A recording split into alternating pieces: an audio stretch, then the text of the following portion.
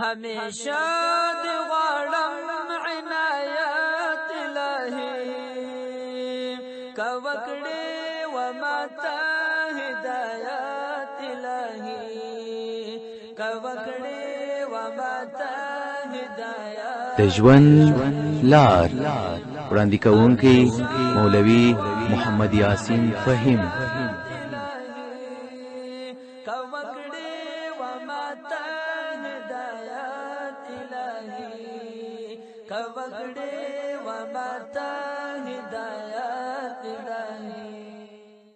بسم الله الرحمن الرحيم. الحمد لله رب العالمين حمد الشاكرين، الصلاة والسلام على سيد الأنبياء والمرسلين سيدنا ونبينا وشفيعنا ومولانا محمد وعلى آله وأصحابه الطيبين الطاهرين. قدرمنو اوریدونکو د ژوند د لارې د خپرونې مینوالو په سلامونو او نیکو هیلو مو هرکلی کوم. ستاسو روغتیا او خوشحالي د پاک رب نه غواړم. دا دی زه محمد یاسین فهیم د ژوند د لارې د خپرونې په وړاندې کولو کې ستاسې په خدمت کې یم، په دې هیله چې دا خپرونه ستاسو د پام وړ وګرځي. زموږ د نننۍ خپرونې موضوع دا ده چې هدایت صرف د الله په اختیار کې دی. چاته چې الله وغواړي نو الله به هغه ته هدایت کوي، او د چا لارښوونه او هدایت چې الله ونه غواړي نو هغه به تل لپاره ګمراه او بدبخته وي. په مخکې خپرونه کې تاسې واورېدل چې هدایت ډیر قیمتي څیز دی، ډیر قیمتي شی دی. که د دنیا ټولې خزانې، د دنیا ټول امکانات یو انسان سره وي خو د هغه سره د هدایت خزانه نه وي، هغه بیا ناکام دی. او د ټولې دنیا او د ټولو کائناتو خزانې د هدایت د خزانې په مقابل کې هیڅ شی هم نه دی. دا تاسو په مخکینۍ خپرونه کې واورېدل. خو الله رب العزت د هدایت خزانه په خپل اختیار کې ساتلې ده. هدایت صرف د الله په اختیار کې دی. په دې دنیا کې الله رب العزت هیڅ چاته د هدایت اختیار او د هدایت خزانه نه ده ورکړې. چاته چې الله وغواړي نو الله به هغه ته هدایت وکړي، او د چا ګمراهي چې الله وغواړي نو هغه به ګمراه کړي. من یهده الله فلا مضل له ومن یضلله فلا هادی له. چاته چې الله هدایت وکړي بیا څوک نشته چې هغه ګمراه کړي، او څوک چې الله ګمراه کړي بیا څوک نشته چې هغه ته لارښوونه او هغه ته هدایت وکړي. انبیا علیهم الصلاة والسلام هم د هدایت مالکان نه دي. اولیاء کرام همدارنګه ملائکې هیڅوک د هدایت اختیارمن نه دي، بلکې الله رب العزت مستقیما هدایت په خپل اختیار او په خپل قبضه کې ساتلی. الله رب العزت انبیا علیهم الصلاة والسلام رالیږلي دي چې خلک د الله رب العزت دین طرف ته راوبلي، خلک د الله رب العزت د رحمتونو او د الله د عذابونو نه خبر کړي، هغوی ته ښه لاره او بده لاره دواړه ورښي. دا د انبیا علیهم الصلاة والسلام په اختیار کې دي، خو منل د انبیا علیهم الصلاة والسلام په اختیار کې نشته. ځکه که په نورو باندې منل دا د انبیا علیهم الصلاة والسلام په اختیار کې وای نو د ټولو نه به وړاندې خپل مور و پلار، خپل اولاد، خپل ورونه، خپل خاندان او خپل قوم ته هغو هدایت دولت ورکړی وی. ځکه چې هدایت ډیر قیمتي شی دی، او انسان سره چې کوم قیمتي شی وي انسان پوره دا کوشش کوي چې دغه قیمتي شی خپل مور و پلار، خپل ورونه، خپل اولاد او خپل دوستانو ته ورکړي. او حال دا چې د الله رب العزت کلام او همدارنګه د محمد رسول الله صلی الله علیه وسلم احادیث په دې باندې ګواه دي چې د انبیا علیهم الصلاة والسلام د غوښتلو او کوشش باوجود هم نه خپل اولاد ته هدایت کولی وشه او نه خپل مور پلار او حتی ځینو نږدې دوستانو ته هم چې هدایت کولی ونشه. نو معلومیږي چې هدایت صرف د الله په اختیار کې دی. انبیا علیهم الصلاة والسلام لارښوونه کوي خو په چا باندې منلی نشي. نو الله دی رب العزت چې دا هدایت د اخر په اختیار کې دی، موږ ته، زموږ کورنۍ ته او زموږ اولادو ته په نیکه لاره باندې هدایت وکړي. تاسې واورئ د حضرت نوح علیه الصلاة والسلام د زوی واقع. حضرت نوح علیه الصلاة والسلام ډیر لوی جلیل القدر پیغمبر دی چې هغه ته آدم ثانی لقب هم ورکړی شوی دی. نوح علیه السلام پوره 9.5 کاله خپل قوم ته د دین دعوت ورکوي. خپل قوم د الله رب العزت وحدانیت طرف ته رابلي. خپل قوم د الله رب العزت عبادت طرف ته رابلي. او نوح علیه السلام په داسې طریقه رابلي چې په ژبه ویل خو ډیر آسان دي، خو کول او ښودل ډیر مشکل دي. هر ورځ به نوح علیه السلام ودرېده او خپل قوم به الله طرف ته رابللو.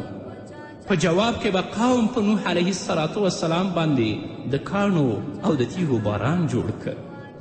نوح علیه السلام به خلک او خپل قوم الله طرف ته رابله، د الله وحدانیت طرف ته به رابلل چې تاسې د بتانو عبادت پرېږدئ، فحشا و منکرات، ظلم او بدبختی پرېږدئ، یوازې د الله عبادت وکړئ چې هغه ستاسو مالک دی، هغه ستاسو خالق دی او هغه څوک دی چې د ستاسې د نفع او د نقصان مالک دی.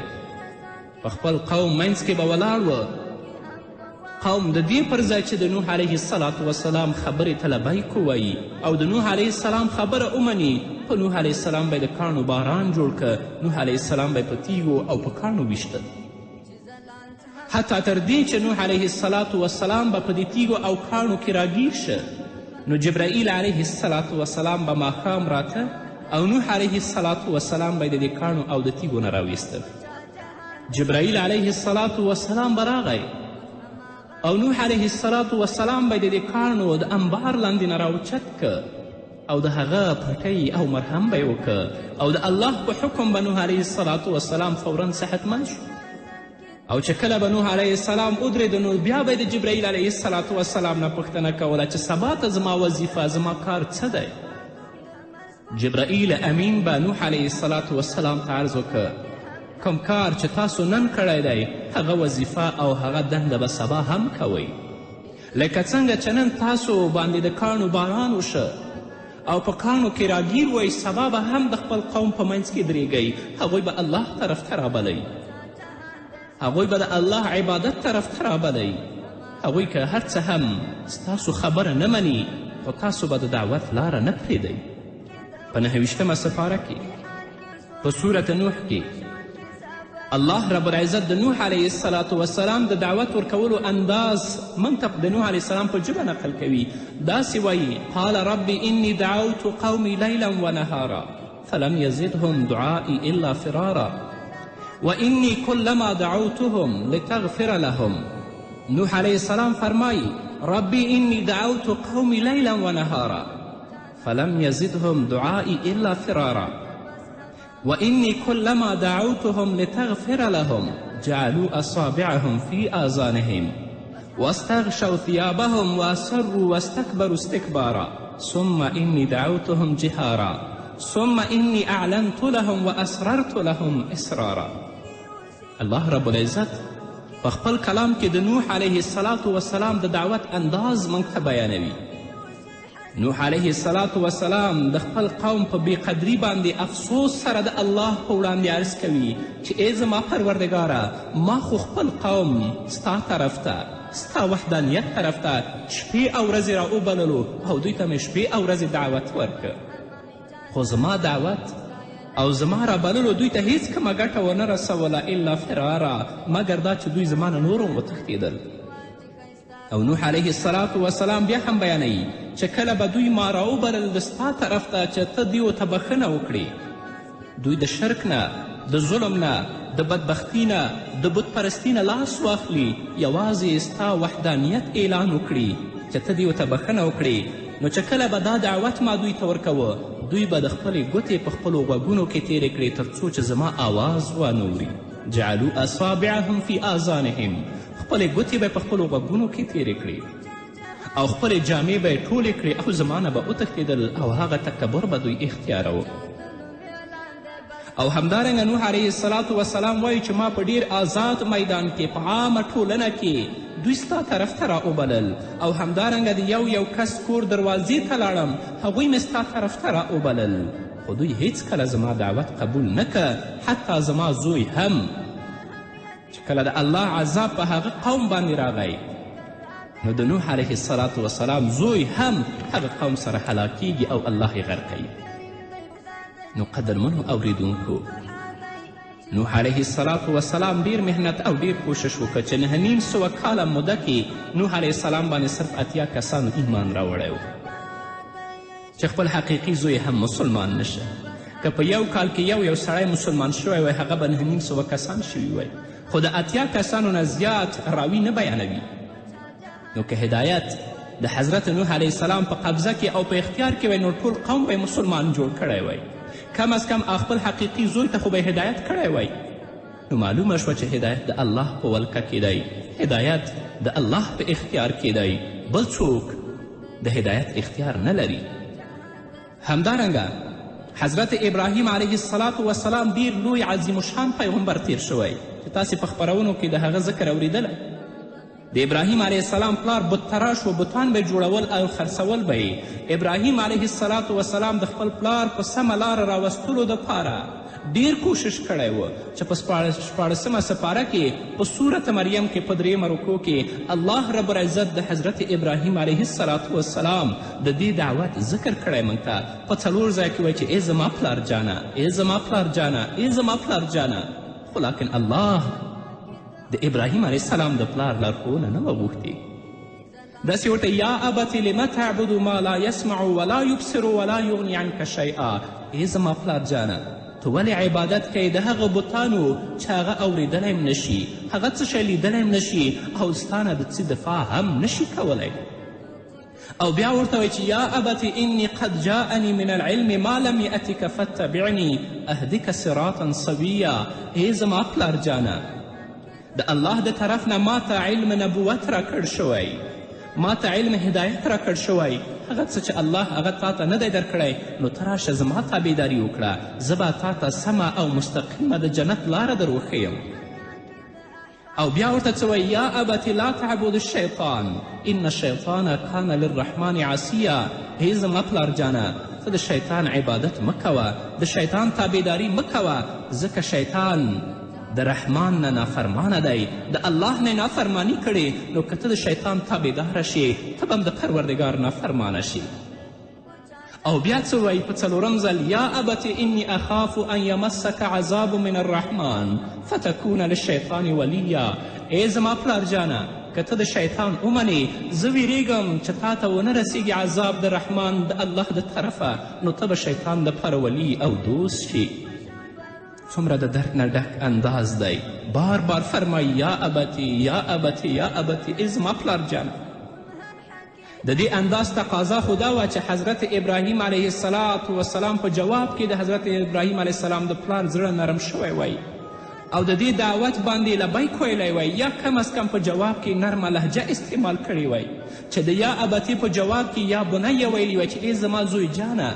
خو قرآن فرمایي چې د حضرت ابراهیم پلار یعنی ابراهیم ستاسو پلار تاسو ته په دې دعوت باندې لبیک نه وایي او په دې کې نرمه لهجه هم نه استعمالوي. د ابراهیم پلار ابراهیم ته څه وایي؟ قال اراغب انت عن آلهتی یا ابراهیم لئن لم تنتهی لارجمنک واهجرنی ملیا. هغه پلار ورته وایي ابراهیمه آیا ته ما د خپلو معبودانو نه اړوونکی؟ که ته منع نه شوې نو زه به تا سنګسار کړم. دا د پلار جواب. الله دې موږ ته هدایت وکړي. نو به هر حال قدرمنو اورېدونکو، خلاصه دا ده چې د حضرت ابراهیم علیه السلام د ډیر محنت او کوشش باوجود د دې پلار مسلمان نشه.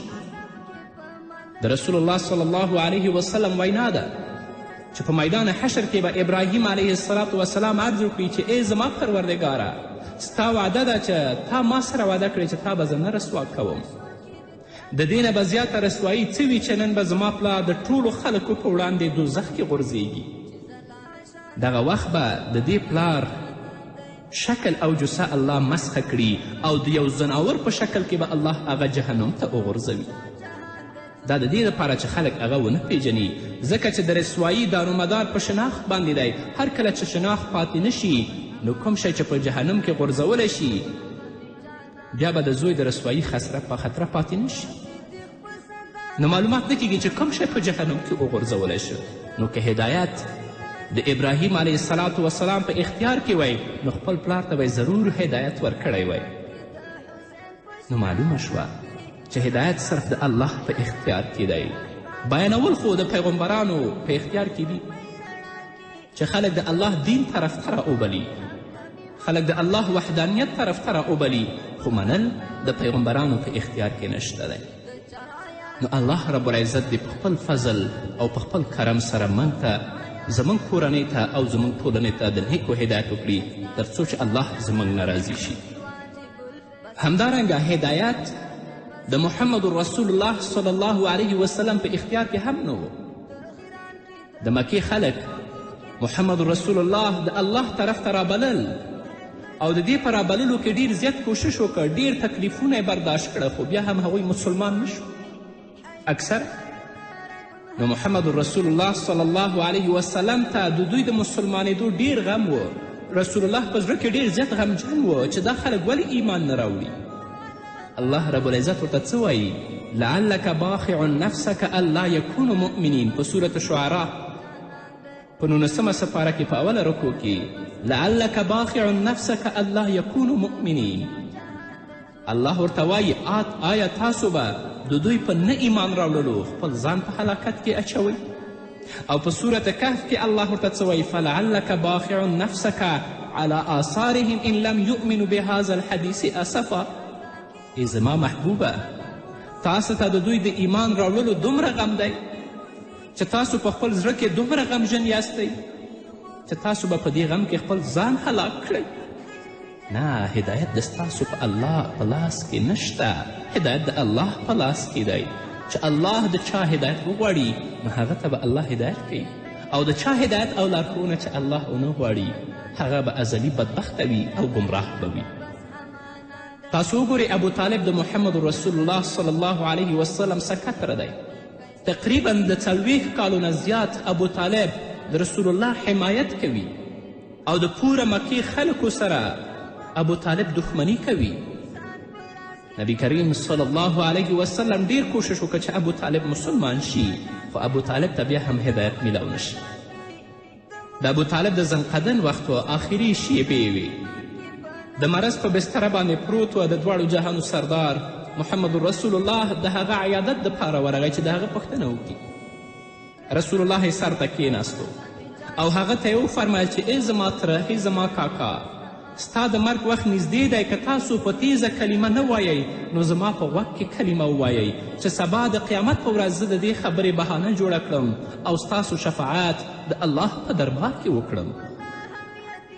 ابو طالب جواب ورکوي زه خبر یم او ما ته پوره یقین دی چې زما د وراره دین رښتیا دی، خو که زه د مرګ په وخت کې کلمه ووایم نو د قریش پوره خاندان به شرمنده شي چې د دیو سردار د مرګ د یېرې نه کلمه ویلي.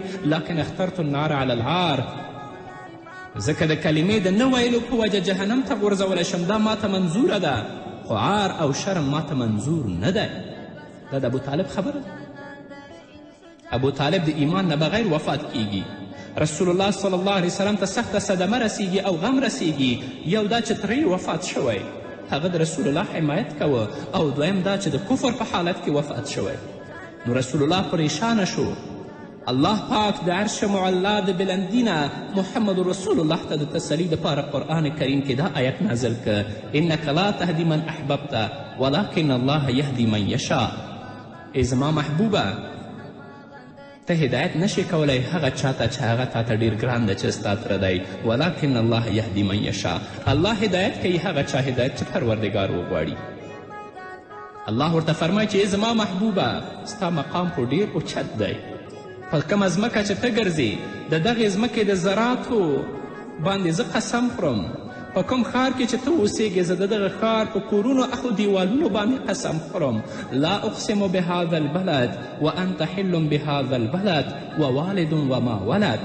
ای زما محبوبه، زه د مکې د ښار قسمونه په دې وجه نه خورم چې په دې کې د بیت الله نظارې موجودې دي چې د دې سره د حضرت ابراهیم یادونه تړلي دي.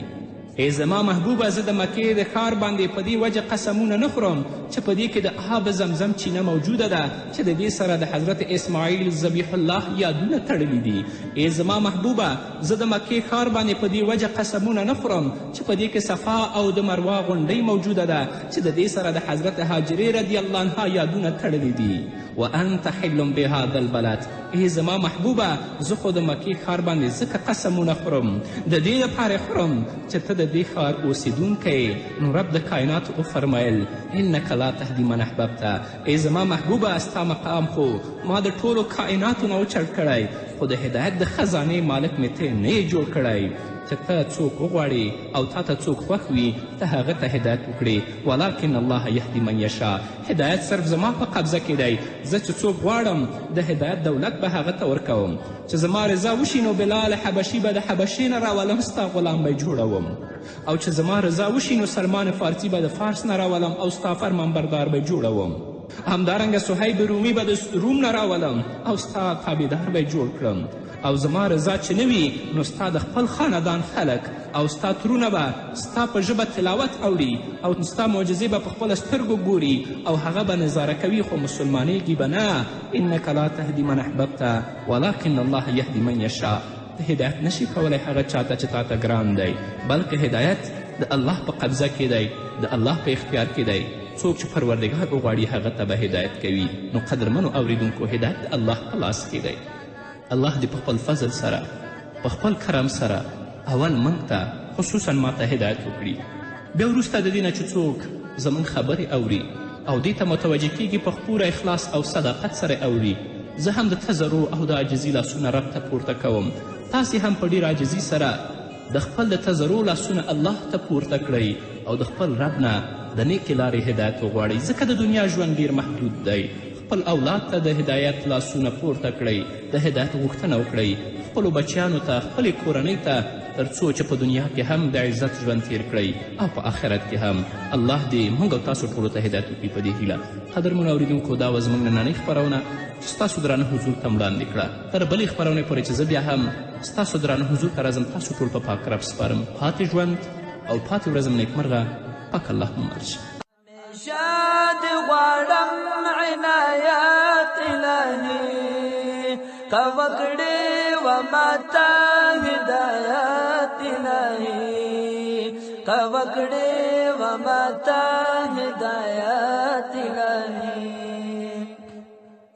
فریدا محمد نبی شاه مرسل،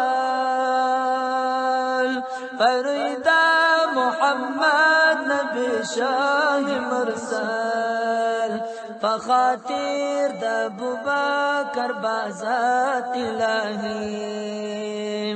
همیشه د غواړم عنایات الهی کوکړې وماته هدایت الهی کوکړې وماته هدایت الهی. فریدا عمر و عثمان کامل، فریدا عمر د عثمان کامل، فریدا عمر هم د عثمان کامل. فحرمات شاهی ولایات الهی ہمیشہ دی غواړم عنایات الهی کوکړې وماته هدایت الهی. فدر کې دی پروت یم ګناهګار اوسې، فدر کې دی پروت یم ګناهګار اوسې، کواخلی لما دا خجالات الهی.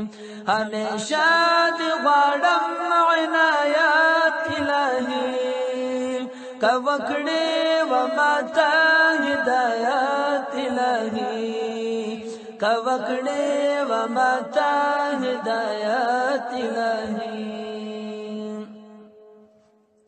په محشر بګورم و تور مخ د ځانته په محشر بګورم و تور مخ د ځانته ندامات بروزی قیامت الهی همیشه دی غواړم عنایت الهی همیشه دی غواړم عنایت الهی کوکړې و ماته هدایت الهی کوکړې و ماته هدایت الهی نوایم سوایم کوایم خطایم نوایم سوایم کوایم خطایم سراسر بهائی ملامت الهی همیشه دی غواړم عنایت الهی کوکړې و ماته هدایت الهی کوکړې و ماته هدایت الهی همیشه دی غواړم عنایت الهی کوکړې و ماته